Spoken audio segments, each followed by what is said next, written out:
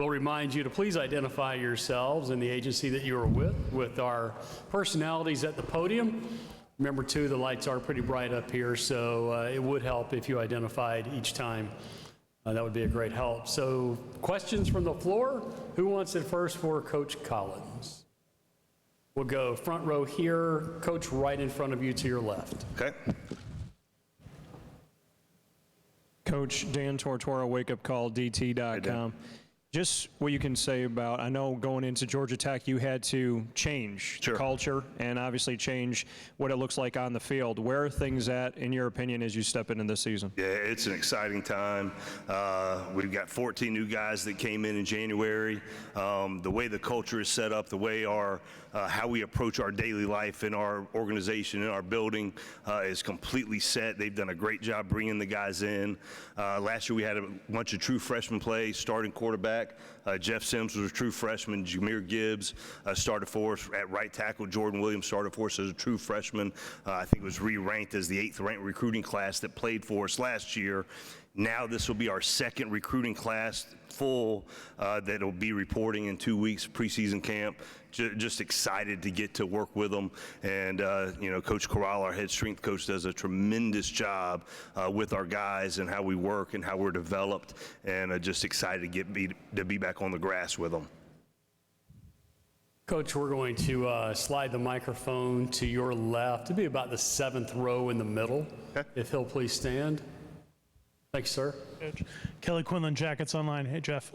Just curious about NIL and kind of what your approach is and how you're kind of guiding your players through that process. Yeah, absolutely. I appreciate it, Kelly. Good to see you. And let me first say, this is the first picture in the last 3 days that I'm the tallest one on the picture. So I appreciate the ACC doing that. So I'm not clowning on social media about all my guys being so much taller than me. But anyway, I digress. I think one of the first things is just the mechanism that we have in place to educate our guys, put them in a really good position. We started a 404 Academy.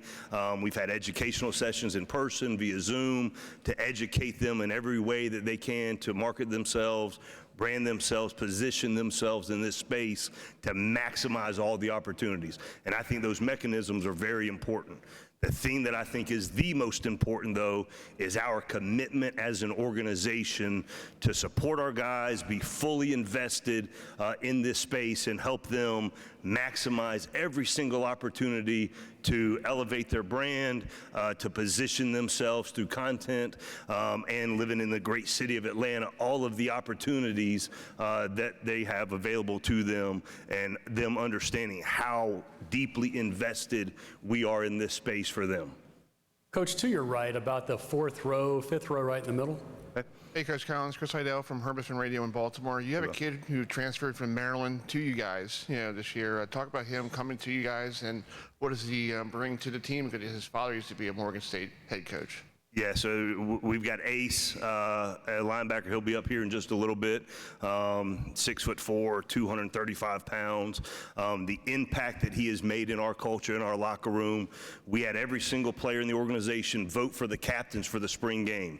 The 3 that are here with me today were voted captain. Ace was one of them, who is a transfer from the Big Ten and just has done a tremendous job learning our culture, enhancing our culture, elevating it, and just a tremendous young man. Great player, first and foremost, but an even better person, and how he comes to work every single day has been phenomenal. And then we got another transfer from the Big Ten, Kyrick McGowan from Northwestern, graduated from Northwestern University, played in 2 Big Ten championship games as a slot receiver, running back, wildcat, quarterback, kick return, punt return, all those things. And Kyrick has done a masterful job, work ethic, attention to detail, what it takes to take that next step in our program and in our development. So I'm fired up that we have both those guys with us. Coach, right in front of you to your left. Coach, looking at this offense and making that change, going through a COVID year obviously affects you trying to change exactly what Georgia Tech looks like. So where are things at as you head into the fall, and how much did the COVID year affect kind of what you were trying to do? Yeah, so we're excited about where we are. We had 3 true freshmen start for us on offense last year. Jordan Williams at offensive tackle, Jameer Gibbs at running back, Jeff Sims at quarterback, and just the growth and development that they've made in our program since January January is staggering. Dave Patton, our offense coordinator, his office is about 10 yards away from mine, and over the last 7 months, there's not been a day that I've walked past his office and Jeff Sims is not in that room. Watching tape, studying the playbook, learning defenses, learning the rotation of coverages, where the pressure's coming, how to redirect the protections. Those things are huge. And then Jameer Gibbs, J.P. Mason, our running backs, both got nominated for the Doak Walker Award. Well-deserving for both of them. And then you also look at Jemias Griffin at running back, who was Gatorade Player of the Year in the state of Georgia, returns for us. And then Dante Smith at running back as well does a tremendous job on special teams and as an explosive playmaker whenever he gets the ball in his hands. So I think that combination is really good. And then the offensive line that Brent Key has recruited, has developed, is in a position to help us take that next big step in our program. I'm excited. Coach, from the podium, what did you learn about yourself in 2020, and what about that education of Jeff Collins is going to thrust you into 21? Yeah, just fired up about him. There's so many things that you had to be fluid and flexible in COVID and during that last season. But I think the biggest piece too is understanding the attention to detail, our focus pre-snap, post-snap, because I think we were one of the most penalized teams in the conference, had a lot of turnovers, finishing in the red zone. All of those things we've got to take care of to make sure we're taking the next step in the development of our program. Thank you. To your right side, about 6 rows back. Cortland Griffin with a three-point conversion. Coach, you talked about Jameer. You also have your quarterback, Jeff, here as well. Yep. And both of those guys can do so much on the field and affect the defense in so many ways. Can you speak about how dangerous those two guys are and what they can do together and how they can boost this team? Yeah, absolutely. I mean, it's a dynamic duo within our league, within our team. But one of my favorite things about both of them are how selfless they are, how team-focused they are, giving other people the shine, other people the credit. I think, when you have two of your most high-profile players are also two of your hardest workers and also two of your guys that come to work every single day with a tremendous attitude, elevating others around them, and I think it sets up, for something special. And we're all lucky that we get to coach them there in our organization. Same sight line on your right side there, Coach. Hey, Coach. Ewan McCreath with Herb FM Sports Radio. Coach, you mentioned the red zone. Last year, 121st in red zone efficiency. What's going to be the key this year to being more productive inside the 20? Well, I think the biggest thing, too, is the situational awareness piece. Playing with a lot of young guys, some self-inflicted things that ended up happening to us, especially when we got down into the red zone. We play UCF Game 2, top 10 team. We got inside the 10-yard line 3 times in the first 3 drives, come up with 7 points. So those educational pieces, those experiences, understanding how impactful they are. So we've spent a lot of time in the offseason educating our guys, the penalty piece, pre-snap and post-snap, taking care of the football at every level of our offense and even on defense as well, and then finishing in the red zone on offense, staying down there, preserving the right to kick a field goal if needed, but we want to punch it in and get touchdowns, and then defensively slamming the door if people do get down into the red zone. Those are the 3 biggest things that we've talked about as an organization this entire offseason. Coach, from the podium, chemistry and science is such a delicate balance, making sure you have the right mixture. With the popularity of the transfer portal, how tough is it to keep a balance of chemistry every season within a football program? Yeah, so one of the biggest pieces is this was the largest influx of transfers that we've taken back in January, and even there's going to be a couple more that have come in since June and a couple more that will be here first day of school. But just the way the culture is set, the way our organization is built, understanding exactly what we are, everybody on the same mission, having a common goal, understanding exactly how we do things within our organization, from the weight room, from the training room, even in the dining hall, recovery. They understand full well exactly what the expectations are. So now when you bring some guys in from other places, you've got a collective group that are teaching them our culture, teaching them how we do things, and I think we're at a position in the program that we were able to bring guys like that, and they've made a tremendous impact in our program. Coach, your last question is going to come straight up the aisle. I'm giving description now for our mic holders too. Straight up the aisle in the middle, right on the edge. So raise your hand high so he can see you, please. Thank you. Ken Segura, Atlanta Journal-Constitution. Jeff Collins, Georgia Tech football coach.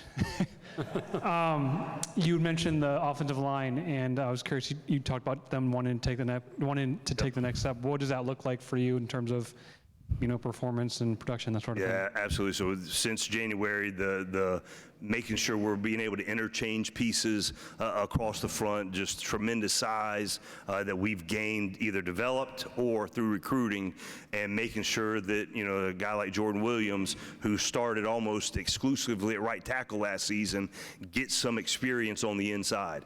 Same thing with Ryan Johnson, him being able to do a couple of different things. So the position flexibility piece across the front five has been huge, and just having a full breadth and depth of our offense, schematics.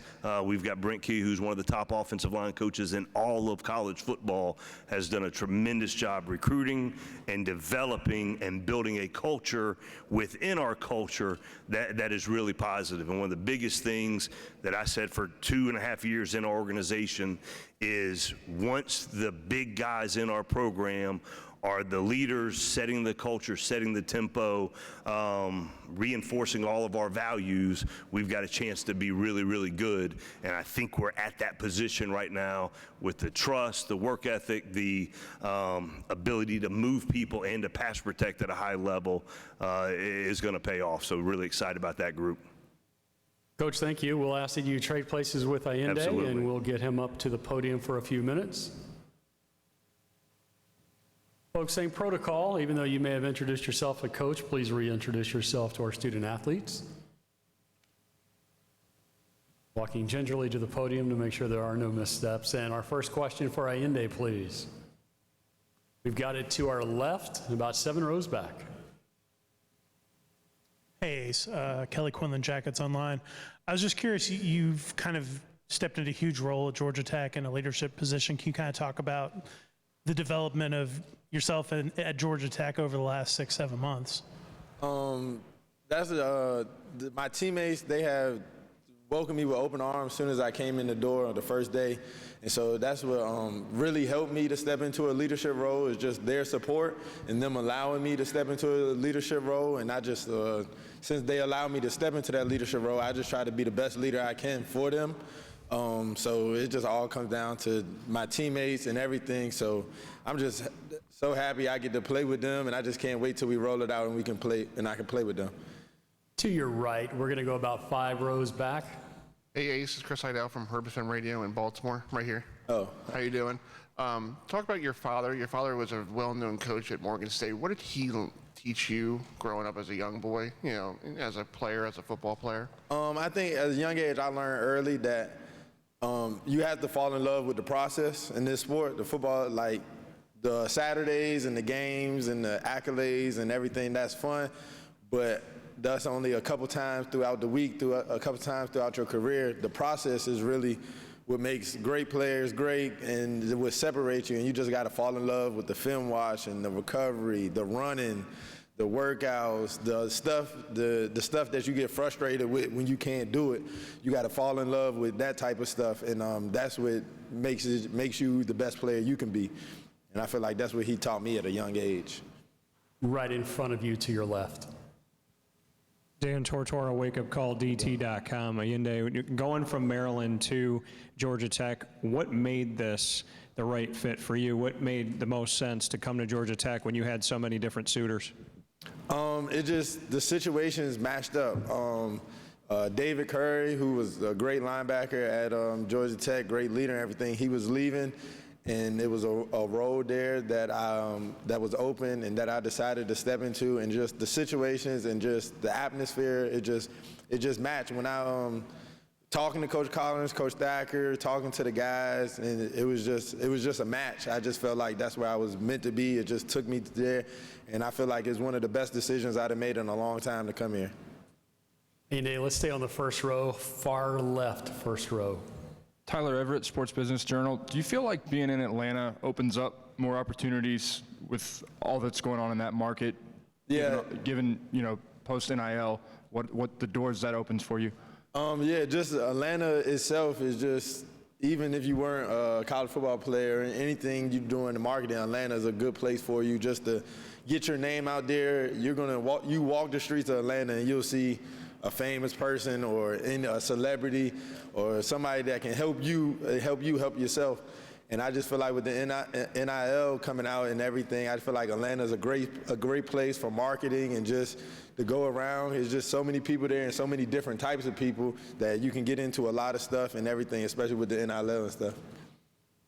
Andy, thank you. We will switch places now with Wanye. We'll bring him up for a few minutes. Allende gets my favorite quote of the day: "You have to fall in love with recovery." So well done. A few minutes with Wanye. Who would like the first question for our student athlete, please? We're going to start on the left side, about where we started a moment ago with Wanye.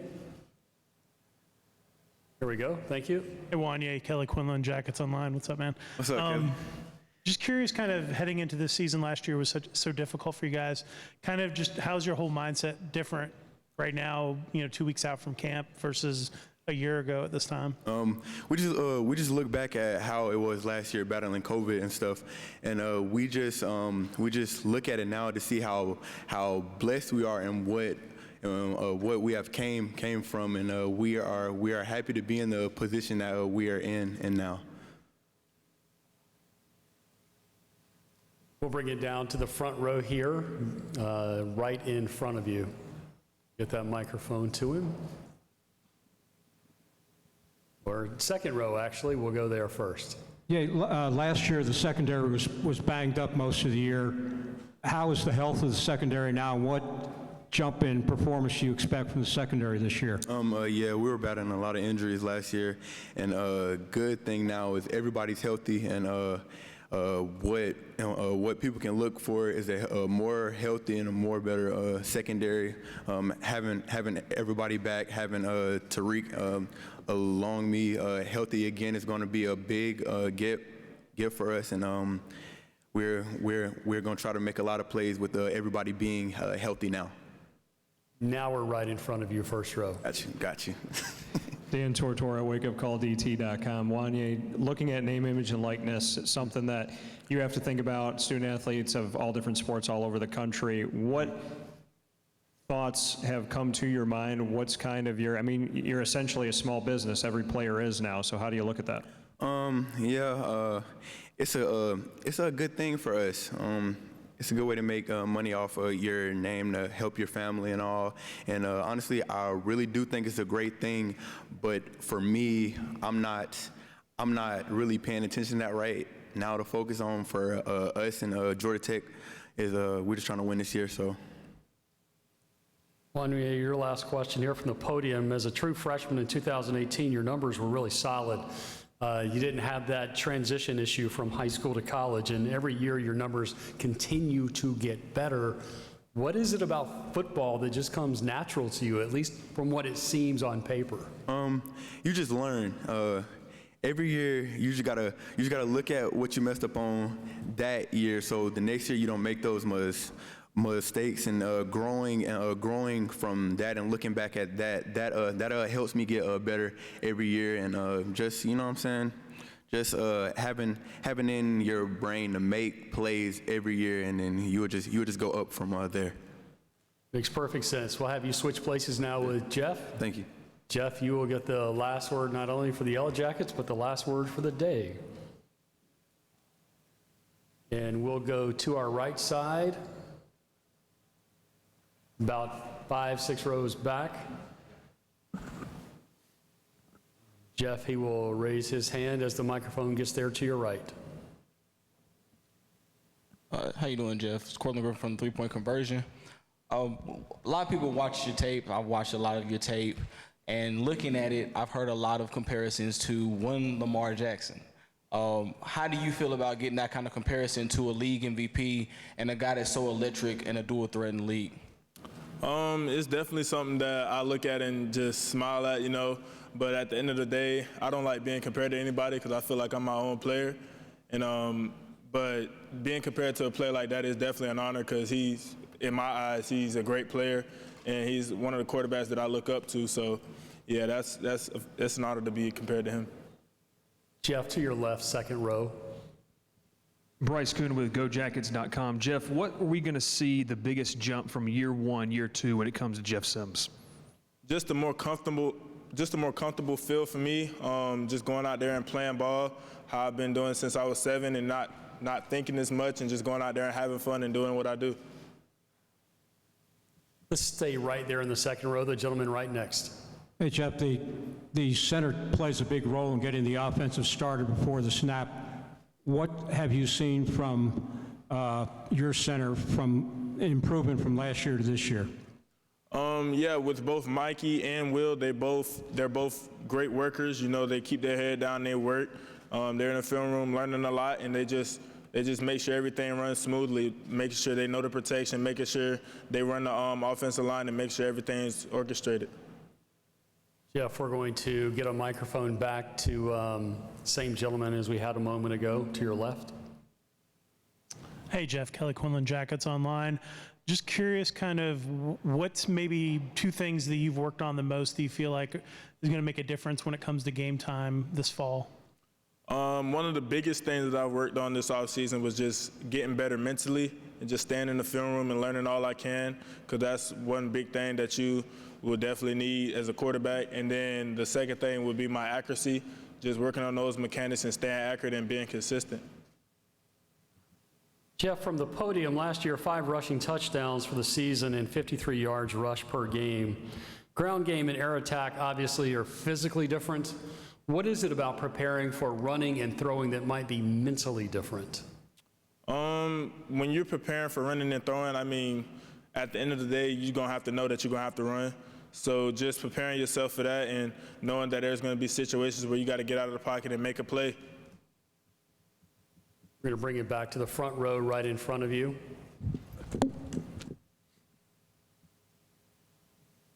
Dan Tortora, wakeupcalldt.com. Jeff, for you last season, is your experience as a college football player, you don't have fans out there. The strangest year that we've all had was your first year. So what did you take away from that, and what are you most looking forward to? It was definitely a lot to learn from last year. There's definitely a lot of things that I watched from last year that helps me improve this year. And just looking back on last year, I'm glad that I got that opportunity just to get my feet wet and get the experience under my belt to come harder for my second year.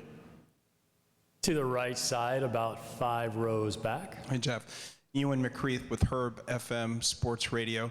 Jeff, last year, 13 interceptions.